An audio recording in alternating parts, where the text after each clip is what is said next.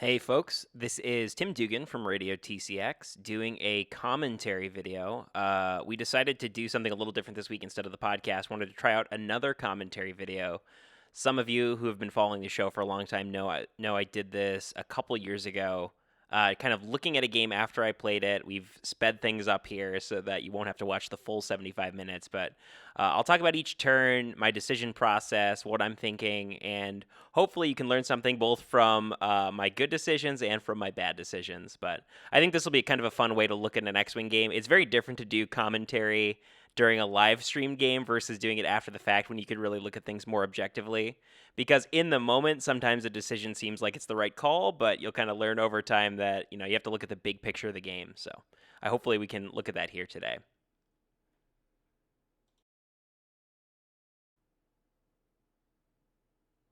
Another thing to keep in mind too is that this commentary is obviously all from my perspective. So if I say something like this is what Daniel can do or this is what Daniel is thinking, that's just all based on assumptions I'm making and my read of the table.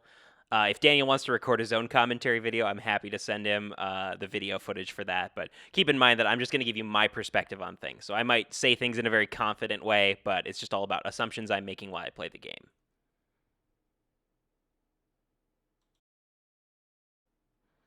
This is actually the final match from the Dreamers Vault Store Championship in Champlin. This took place on March 21st this past year. It was the last store championship before all X-Wing organized play shut down across the country, or at least the last one in Minnesota. So this is the last time we had a large gathering of X-Wing players in Minnesota, which is obviously why I'm pulling this footage, because I don't really have a lot of other games I can pull from right now. I do, of course, have to give a huge shout out to the folks over at Dreamers Vault. They put on a great event. We had an awesome TO. Chris Benke Need did a fantastic job. We ran the whole day without really any hiccups, and it was a very efficient tournament, too, which we appreciated because even with just 5 rounds of Swiss and a top 4 cut, these things can drag on if they're not well run. So thank you to Chris, and also a thank you to Paul Olson, who ran the commentary for our live stream here. I've decided to not include any of his commentary in this video. Primarily because by the time we had reached this point in the day, Paul's commentary had really lost focus on the game and really devolved to just his Watto impressions and fan fiction about Carl, the Epsilon Squadron cadet. I was playing against Daniel Wochnick, who is an excellent player, and there's actually a little bit of context going into this game. This is the final table. Daniel and I actually played in the fifth and final round of Swiss.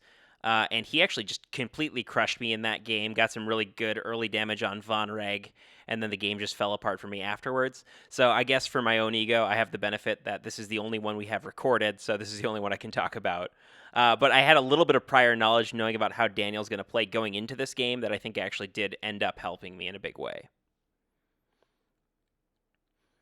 It's interesting too that we're both running first order list in the same list archetype, which is your ace plus mini swarm, but we both take pretty different variants on this.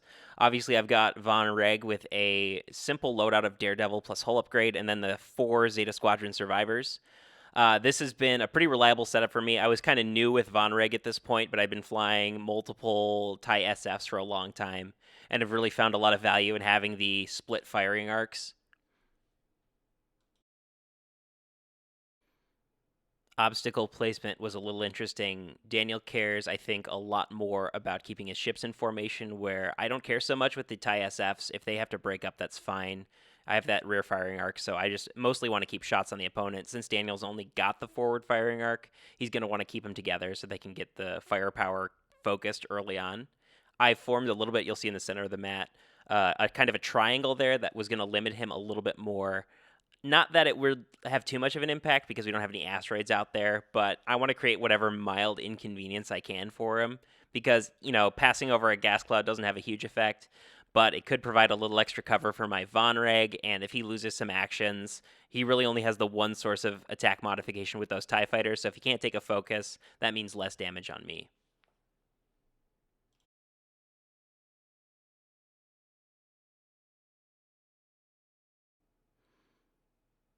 So you'll notice that I'm keeping Von Reg fairly close to my Zeta Squadron survivors. This is a lesson I learned from the previous game I played against Daniel.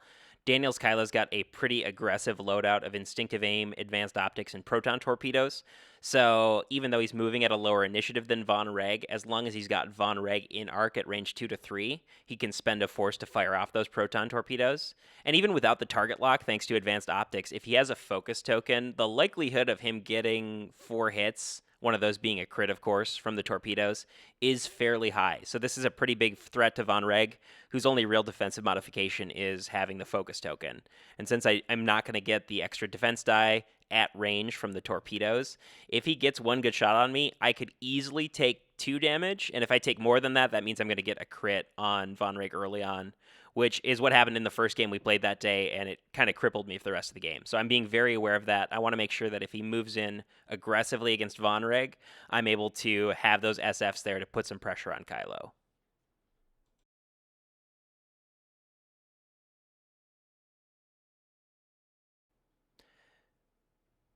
No real surprises here in our opening moves. We both keep our formations together. Daniel chooses a pretty neutral opening with the hard turns and then a barrel roll. That way, if he needs to, he can still hard one turn in back towards the south side of the board and then barrel roll over, or he can go straight maneuvers. So that keeps him pretty open this turn. So I'm not really sure which direction he's going to go. My goal here is to engage Kylo before I have to engage the rest of those TIE fighters, because I'd like to try and get some damage through on Kylo before I have to deal with the rest of his TIE fighters.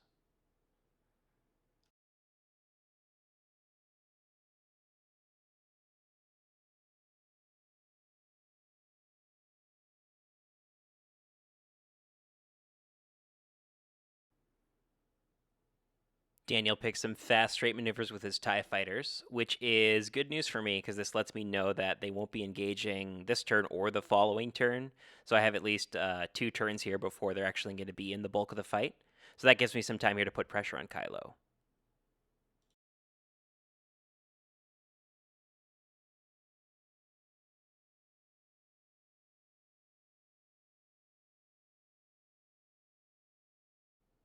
You'll see here that I immediately break formation with my TIE SFs. I want to get them in different positions because I want to get shots on Kylo, and I also want to open up options for blocking Kylo.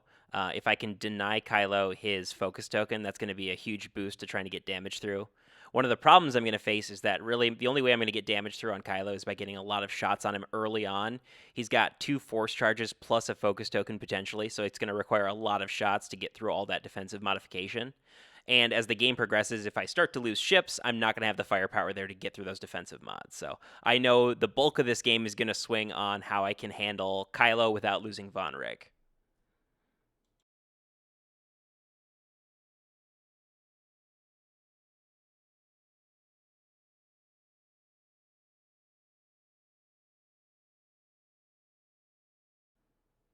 Daniel here again proves that he's not afraid to be a little aggressive with Kylo, taking that 2 straight forward. He's kind of shoehorned into doing a barrel roll here, and he kind of has to do it off the left side because if he moves to the inside there, that'll limit his maneuver options too much the following turn. So this way he has some good options if he wants to just go straight towards the south side of the board or bank in for some attacks. Again, I'm keeping Von Reg in a pretty neutral position close to my other TIE SFs. I know that his FOs aren't going to be coming real soon, and I want to be in a position where I can put pressure on Kylo quickly. Daniel 3 banks in here with his TIE FOs, which is not surprising. It basically guarantees that they're going to be engaging in the following turn, and so as long as I don't get too close to them here, I shouldn't get shot at. It does look like if they bank in again, they're going to have a little bit of trouble with the gas cloud there, so that'll be some mild inconvenience for them for a turn or two, but probably not something that's going to affect them so negatively. It'll just limit their attack power. I choose some quick, fast maneuvers here with my lead 2 TIE SFs. My idea here being that I can get into a position where either I'm going to get some good shots on Kylo or potentially block him if he tries to move in really quickly, and then I've got the rear 2 SFs there to take some shots on Kylo. This actually leads, though, into the first big mistake I make in this game is actually a pretty big technical error here.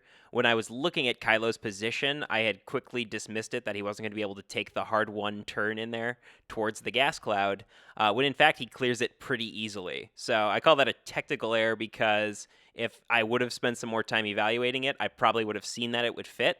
and that would have definitely affected my maneuver selection. So he gets to move in here and avoid those lead 2 firing arcs, and now those 2 TIE SFs don't have a good maneuver to go the following turn.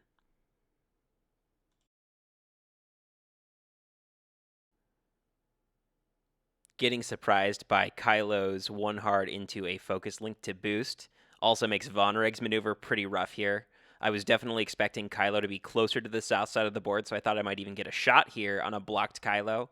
Instead, I have to make this tough call here about how I'm going to handle it, so instead I opt to take that deplete token and to get a barrel roll, and then take the focus for defense here in case he's got a shot on Von Reg. This doesn't give me great options next turn, but I have a lot of good short maneuvers, so it's not too bad.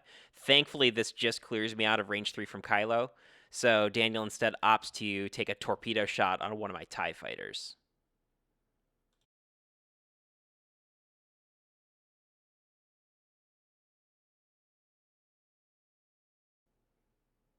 In Daniel's attack roll against my yellow TIE SF, he gets 3 hits and a crit, which is really good, obviously. I thankfully roll all paint here with a focus, though, so I'm able to avoid 3 of those and get some good variance, so I only take 1 shield on my yellow TIE SF.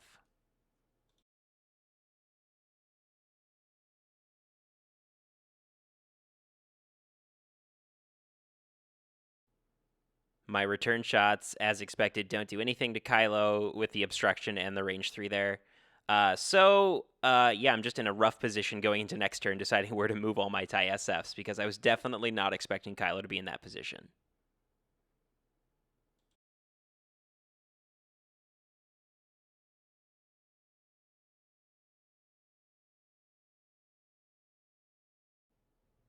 Going into turn 4, a lot of my maneuver options aren't great. My lead 2 TIE SFs, the red one and the green one, are going to be out of the fight for a little while. I do have the rear arc here, but I don't want to choose a bunch of maneuvers that are going to repetitively draw them further and further away from the fight. So in the meantime, I set some short maneuvers, but I know I'm going to have to turn around here pretty quick. I opt for an S loop on my yellow TIE SF here. The main goal being I could still get the same type of shot if I would have just opted for the bank, and I would have gotten a token, but that would put him not in a great position. And really, I want to use him to try and block Kylo in the following turns. And if he's oriented the opposite direction, he's going to be in a much better position to block Kylo. And this actually pays off in a pretty big way in the subsequent turns. Daniel's FOs are now in a position where my SFs have moved far enough away that they're not going to have any relevant shots on them this turn, but the following turn they'll definitely start engaging, so that's going to become another threat I'm going to have to deal with. Daniel opts for a 2 forward on Kylo and then chooses to do a focus linked into a boost here, trying to put some pressure on my Von Reg. Again, he just needs to get a firing arc here on Von Reg, and he'll be able to fire off those proton torpedoes with instinctive aim. This move is a little bit risky, though, because it does put him in a position where I've got a couple half-decent shots with my 2 back TIE SFs.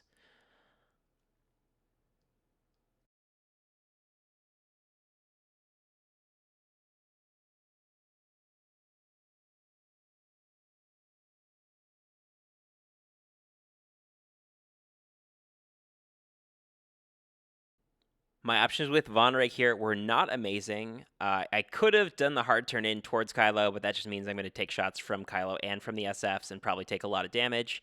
If I turn away, that means I'm definitely going to be out of the fight for multiple turns, so I opt to actually fly over the debris cloud here. For a couple reasons, it puts me a healthy distance away from those FOs, so I don't have to worry about those shots sneaking through. And I think it's also a little bit more of an unexpected play. Sure, I have to skip the action there because I have the stress token, but in my mind, I didn't think he was going to be able to get a shot here. That actually, he doesn't get a shot, but it ends up being a lot closer than I expected.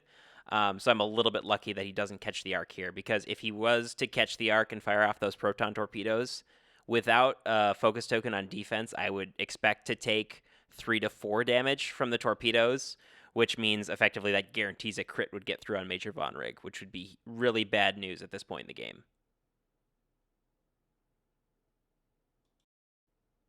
So now we're down to just the 3 shots I have from my TIE SFs here, and this is where I get a pretty huge variance swing in my favor. My green TIE SF takes an obstructed range 3 shot here, generates 2 hits, and then Daniel's 5 dice with the force mods only generates 1 result, so that he actually takes a shield here, which is extremely unlikely with that many mods and that many dice. So that's a good thing for me. I follow that up with another shot there. I get one hit. That gets evaded. And then my last shot here from my blue TIE SF generates 2 hits.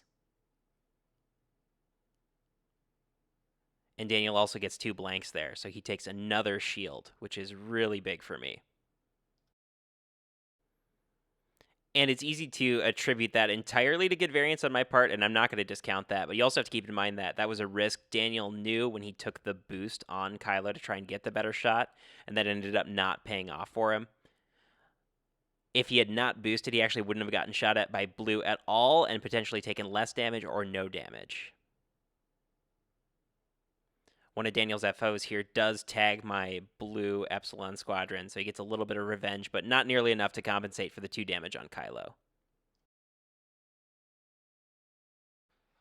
Daniel moves in with his TIE FOs, so now they're really a part of the game at this point. And they're going to become a lot more relevant in the following turns here now that they're going to have opportunities to shoot and block me. Daniel's in a little bit of a tricky situation with his Kylo with just 1 point away from half points, and we're already halfway through the timer and only 5 rounds into the game.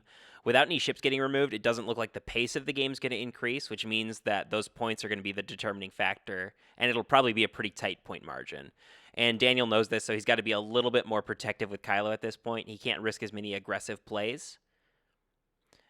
I know that too, so I use my yellow, who had flipped around the previous turn, to move in a position to block the hard turns on Kylo. So that basically forces Kylo not to do the hard turns in, and it's going to take him a couple extra turns to get his firing arc into a relevant place on the board.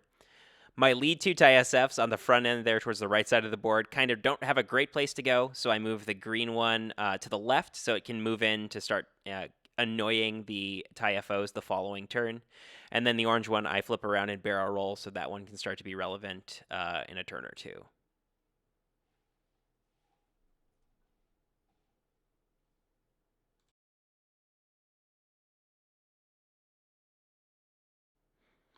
Daniel anticipated the block, so he opts to go straight there, which was a wise call on his part. He takes a little bit of a risk here. Rather than going with the focus token, he opts for a target lock on Von Reg. It's not a huge risk because he still has the force charges there to protect him from potential attacks. And at this point, it looks like he's only going to get shot at probably 2 times. So the force charges should be more than enough. Having that target lock, though, on Von Reg sets him up really well. It means he doesn't have to spend a force charge to fire his proton torpedoes later, and he's got extra mods for it if he needs to. So if he gets a proton torpedo shot with a focus and a target lock, there's a very high likelihood that he'll be able to max out those hits, which is something he needs to do because he hasn't done any damage to Von Reg at this point. He really needs to put the threat out there. My Von Reg does a pretty safe maneuver there to clear tokens. Not much else I can do at this point. I just have to get set up for the next couple turns. I do have a little bit of a tricky situation because I've got Kylo who's going to be coming around behind me potentially, and those FOs coming from the side. So I have to be aware that, I only get the focus token on defense. So if I got shot at a lot, I'm going to take some damage. None of my TIE SF shots pay off here, so we just go down to Daniel's TIE FOs. He takes a whole sling of volleys at my yellow TIE SF, but they actually don't pay off the way you'd expect them to. I get just enough evade rolls here, and a couple of his shots, he rolls blanks on them, which is just one of the limitations of flying the mini TIE Fighter swarms, is that, a blank's a blank. You only have the focus on mods. So if you get a couple blank rolls there, that's not terribly hard for a 2 agility ship to avoid.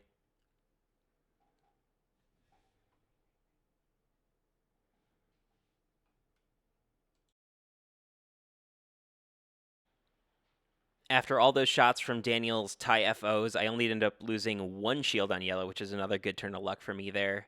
He doesn't expect to do massive damage, but I think he expects to get either 1 shield away from half or at half points on that ship.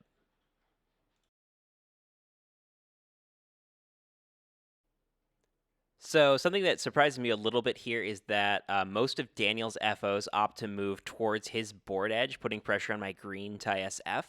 I was actually expecting him at this point with the damage on Kylo to be even more aggressive with the FOs to try and put pressure onto my Von Reg. This puts my TIE SF, the green one, in a pretty vulnerable position, but that's a sacrifice I'm willing to make because he can take a bunch of damage or he can die. I'd much rather protect Von Reg, who's got a lot more long-term value.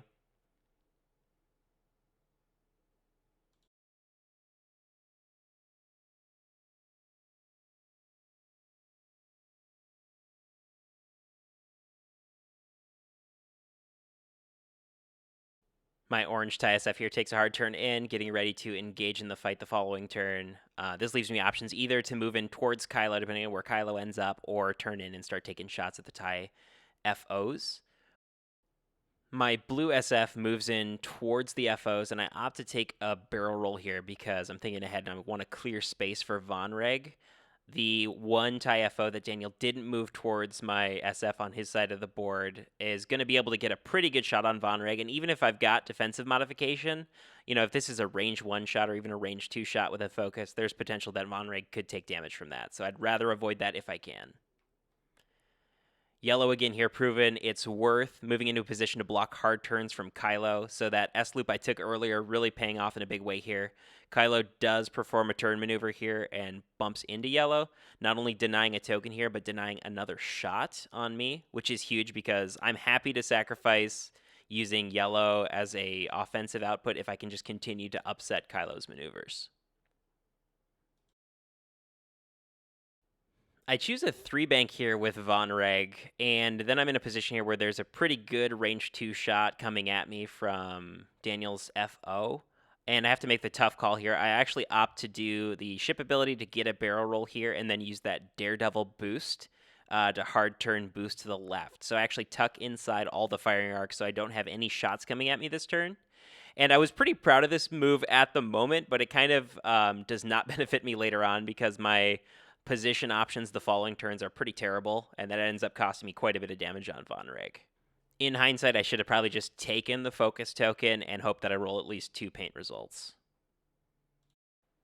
Combat here is not super eventful. My Von Reg shot without any modification doesn't do anything. I do end up taking half points on Carl, the orange tie FO, but this comes at the cost of 2 shields on my green Zeta Squadron survivor. So a little bit of damage thrown back and forth, and I finally get some points on the board, but nothing too dramatic. Setting maneuvers for Von Reg this turn is pretty tricky. I'm stressed from the Daredevil boost the previous turn, and I know that my short blue maneuvers are all pretty risky because that could potentially put me in a spot where I get blocked or I get a bunch of shots at me from his tie FOs. I still end up choosing a short hard turn blue maneuver, which does get blocked by one of his FOs, so really good play on Daniel's part to get in there. And this puts Von Reg in a very vulnerable position that he is able to capitalize on and get some damage through. I move my tie SF, the yellow one, down over by Kylo to move in to block some more maneuvers. Kylo's able to fit in a hard turn here, though, and barrel roll away. So now Kylo's going to have some opportunities to get re-engaged in this fight and actually finally take that last proton torpedo shot on my Von Reg. And at this point in the game, too, with less than 20 minutes left, both Daniel and I know that the game's probably going to only last a few more turns, if that. So it's really going to come down to the points game here. And since his tie FOs are so cheap, he actually has a pretty good shot here of just getting half on a couple of my ships. And if he can get half on Von Reg, that puts him in a really good position. It's just going to be really important that he protects Kylo and keeps the half points. My unmodded shot from Von Reg onto Kylo does nothing. Kylo takes that last proton torpedo shot on me, but is only able to generate 3 hits or hit and a crit, and I'm able to avoid that. So I only end up taking 2 shields, which puts me 1 hit point above that half point threshold. My red SF takes a range 2 shot on Kylo and generates a hit and a crit, while Kylo actually blanks out. So Kylo ends up taking a damaged engine here, which means not only are his maneuvers limited, he's now at half points. So this gives me a huge points advantage here. So again, the pressure shifts over to Daniel even more to get a lot of points in the following turn. My green SF has no arc on Kylo, so I take the range 1 on Daniel's green FO and actually end up doing a damage there. He opts not to spend that focus token because he wants to use it for offense. Now, I do actually have a shot from my blue SF there that's overlapping that debris cloud on Kylo, but I instead opt for the range 1 again on the recently damaged green FO because I figure at this point I've already gotten half points on Kylo, and I'd rather just score even more points to make it even harder for Daniel to get that damage through. The attack doesn't end up doing any damage, but it does force him to spend his focus token, which is 1 less mod he has on my Von Reg. Clearing that focus token, though, proves feeble because he still sneaks the damage through and gets half points on Von Reg, so now we've got a much closer point threshold game.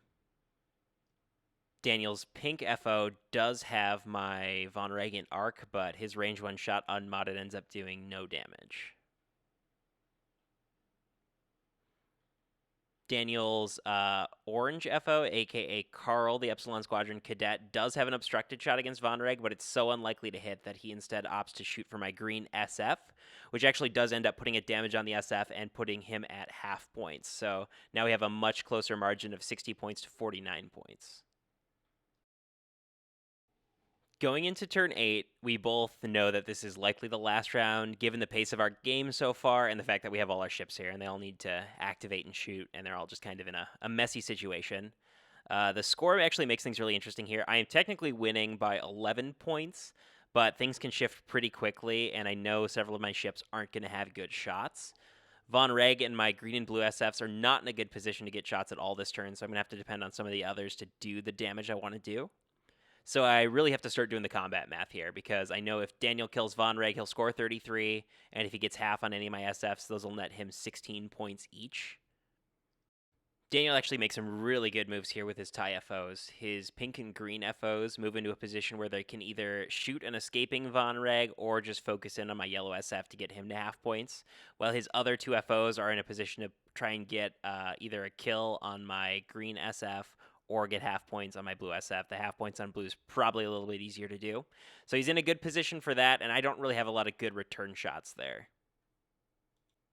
Really, what I'm hoping for at this point is to make an even exchange, so that even if he kills or gets half on one of my SFs, I can do the same to one of his FOs. That'll keep the points balance in my favor. Or if he ends up actually killing Von Reg, I want to make sure I get the remaining points on Kylo. Killing Kylo would be like a surefire way to make sure I win, but it's really hard with his multiple mods and still having 3 hull and 3 agility dice. Daniel actually blocks my red SF with one of his FOs, which is rough because I was hoping to shoot at his green FO with that SF. Now his shot will be basically irrelevant, so I really have to depend on my yellow SF to take down that green, or at least get that green FO to half points. My blue and green SFs, on the other hand, on the far side of the board, both move into kind of neutral positions, hoping to keep pressure on Kylo. Because even though it's going to be hard to kill Kylo, I want to make sure that he's still at risk there. And I've had some good luck so far in this game, so not impossible that I'd be able to sneak through that last few bits of damage. Daniel kind of has to opt for the 2 bank here with Kylo, given that with the damage engine, he can't do any of his other like 1 hard blue maneuvers. Here, he's hoping that I'll end up bumping into somebody with Von Reg, so he'll get a nice range 1 shot and probably kill Von Reg. I instead opt to run away. I do this knowing that he's going to get some FO shots, but I'd much rather take those than having to get shot at by Kylo at range 1, which Kylo has a really good chance of surviving, and if I lose Von Reg, this game's basically over for me.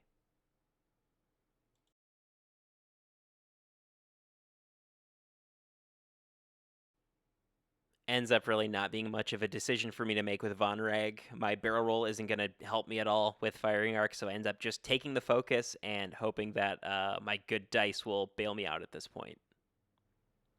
I really do actually have to commend Daniel, though, on his positioning with his TIE fighters. He's made a really good decision here. He's had some bad luck in this game so far, but he's giving himself every opportunity to catch back up. And having those TIE fighters in a position where they can get half on 2 different of my SFs, potentially. If he gets half on the 2 SFs, that I think in my mind basically means he wins this game, because it's unlikely that I'm going to be able to get points enough to compensate for that.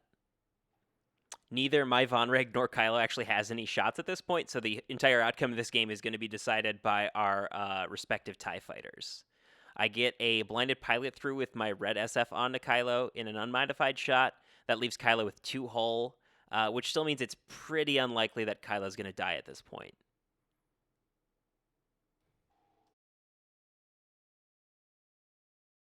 My green SF had no shot on Kylo, so it just comes down to a range 2 shot from my blue SF onto Kylo, which he avoids, so it comes down to just my yellow TIE SF here, who has to decide if I want to try and take Kylo down, which is pretty unlikely with just 2 attack dice against a modified 3 dice defense roll. So I instead opt to take the range 1 here onto the green TIE FO, which is just down to 3 hull. Hoping, again, just to get half here. I get another really good string of luck, though. I am able to pull a hit and a crit in there, or 2 hits and a crit. He evades 1, takes hit crit, and it ends up being a direct hit, which is a huge bad swing of luck for Daniel. Because not only do I get more points than I expected, that takes his shot off at initiative 1, so he never gets to fire with that one. which he was really depending on to use that to get the half points through on my yellow TIE fighter. At this point, we take out my squad builder app so we can actually verify what Daniel's win condition is at this point. Since I got lucky and got the extra points on his TIE fighter, had I not killed it, I would have only gotten 13, and then all Daniel would have needed was to just get half on 2 of my TIE SFs, which was actually a pretty reasonable goal if he would have still had the green FO to shoot. Now he's in a little bit of a trickier situation. He needs to get half on my blue SF still, but now it's not going to be enough to just take half on the yellow SF. He has to kill Major Von Reg. So he starts with a couple shots here on the TIE SF. If I survive these, then I for sure win the game on points. The first attack doesn't go through, does no damage. I am able to focus out and evade it all. The shot from Daniel's other TIE FO, though, is range 3, so I'm going to get 3 evade dice here with no token. He needs to get 2 hits through. He rolls the 2 hits, and then I roll actually no evades, so he's able to get half points on the Blue Squadron Cadet. So now all he has to do is Von Reg. So suddenly this game gets a lot more exciting. So now we get down to the final shot. Daniel needs to get 2 damage through on Von Reg or get a crit through and have it be a direct hit. Percentage-wise, we're actually looking at less than, I think, 5% here. He gets the 2 hits he needs, and then on my roll, I roll 1 paint, and I'm able to survive that shot. So I stick around with just 1 hit point left on Von Reg, which was the difference between me winning and losing the store championship. Overall, though, I think Daniel did a fantastic job. A couple of really positive swings of luck for me made it extra tricky for him. I think he did a lot of what he needed to do. It was just all the risks he took never seemed to pay off in the way he was expecting them to. But it was honestly one of my favorite games I've ever played here. It's kind of interesting to look at games like this where you don't see a lot of ships destroyed. We didn't have anything destroyed until the final turn of the game, and the game only lasted 8 turns.